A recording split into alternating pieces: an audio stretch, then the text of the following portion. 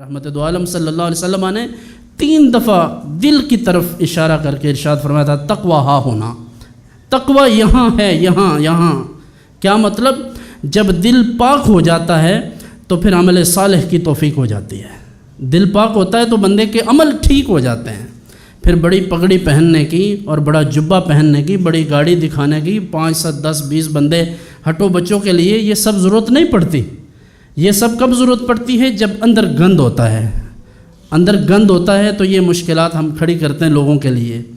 بہت افسوس کی بات ہے کہ اگر تقویٰ کے لیے بھی اچھے کپڑے پہننا، نئے کپڑے پہننا، بڑا جبہ پہننا ضروری ہے، تو پھر اسلام کی حقیقت کیا ہے؟ دوسری طرف نبی محترم صلی اللہ علیہ وآلہ وسلم ارشاد فرماتے ہیں کہ کچھ لوگ ایسے بھی ہیں کہ جو بظاہر اس طرح کے ہیں کہ کسی کے دروازے پر جائیں تو لوگ انہیں دیکھ کر دروازہ بند کر لیتے ہیں، وہ لوگوں سے یعنی لوگ ان کو دھکے بھی دیتے ہیں، ان کا حال ایسا ہے کہ کوئی دیکھ کر ان کو پسند نہیں کرتا، لیکن اللہ کے ہاں وہ اتنے مقبول ہیں کہ اللہ رب العزت کی بارگاہ میں قسم اٹھا کر کوئی بات کہہ دیں تو اللہ ان کی بات رد نہیں کرتا، پوری کر دیتا ہے۔ حضور علیہ السلام باہر تشریف لے گئے بازار کی طرف، ایک حبشی کو دیکھا۔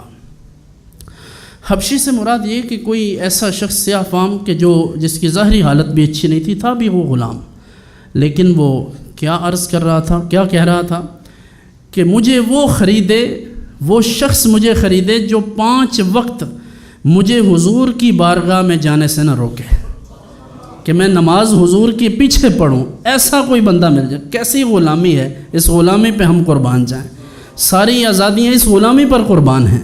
حضور نے خود ملاحظہ فرمایا کہ وہ شخص کہہ رہا ہے کہ کوئی ایسا شخص مجھے خریدے جو حضور کی بارگاہ میں 5 وقت نماز پڑھنے سے مجھے منع نہ کرے۔ یہ ہے تقویٰ۔